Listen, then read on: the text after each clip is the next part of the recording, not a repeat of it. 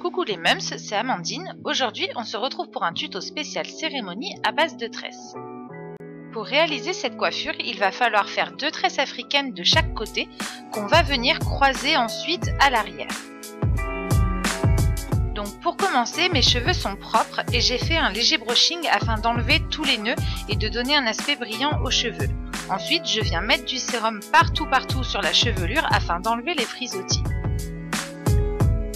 Première étape, séparer en 2 la chevelure avec une raie centrale qui va du milieu du front au milieu du cou.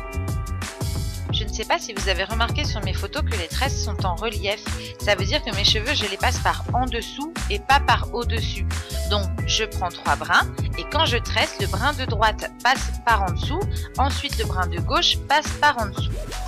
Au fur et à mesure, je rajoute à mes brins extérieurs une mèche, c'est ce qui va permettre que la tresse soit plaquée. Si vous souhaitez réaliser cette coiffure mais que vous n'êtes pas encore assez doué en tresse, je vous mets le lien dans la description de YouTube de la tresse africaine de base la plus classique que j'avais faite.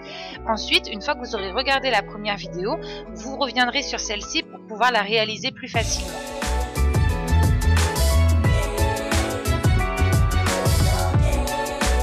Je vous donne une petite astuce pour que la tresse soit bien centrée, c'est que je récupère toujours les extrémités dans mes petits doigts. Donc vous voyez là, j'ai passé le brin de droite, il est dans mon petit doigt, le brin de gauche, il est dans mon petit doigt, et ainsi de suite.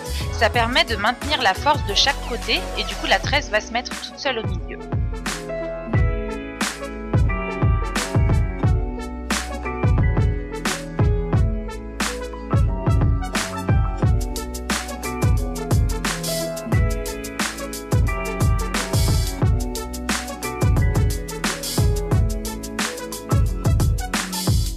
Quand vous allez arriver à peu près à la moitié de l'oreille, il va falloir stopper le fait de rajouter des cheveux et faire simplement une tresse simple pour la finir.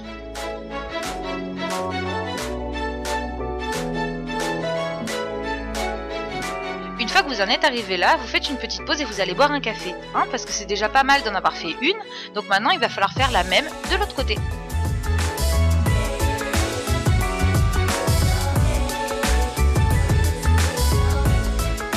Je vais papoter un petit peu avec vous pendant la deuxième tresse, ça va vous détendre un petit peu. Donc vous avez vu sur les photos du shooting, elles sont 2 parce que j'ai réalisé la même coiffure sur 2 sœurs. Donc la petite Elia qui me sert de modèle pour la vidéo, donc elle a les cheveux plutôt fins aux épaules, un petit peu plus bas. Et sa grande sœur Eva qui a les cheveux assez épais et beaucoup plus longs qu'elle. Donc c'était pour vous montrer que cette coiffure là, vous pouvez la faire sur des cheveux mi-longs ou longs. Forcément un carré vous n'y arriverez pas, mais à partir du moment où les cheveux touchent les épaules, il n'y a aucun souci.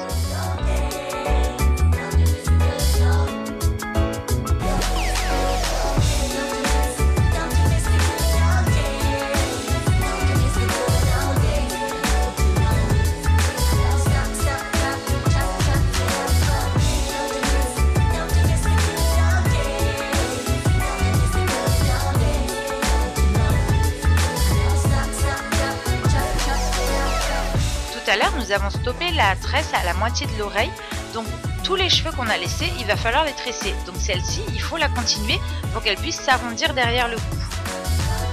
Donc une fois que vous avez terminé l'étape des tresses, vous voyez bien qu'il y en a une plus haute et l'autre plus basse. Donc on commence par la plus haute et on va venir lui faire un premier virage et on va la maintenir avec des barrettes.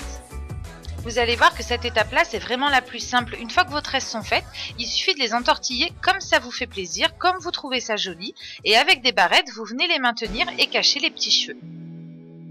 Moi, j'ai choisi de les fixer à l'horizontale parce qu'après, je vais mettre un nœud. Mais vous pouvez les entortiller en rond. C'est très joli aussi et ça vous donne un autre chignon. Mais si vous mettez un accessoire au-dessus des tresses, il vaut mieux que la première tresse soit droite. Ce sera plus joli.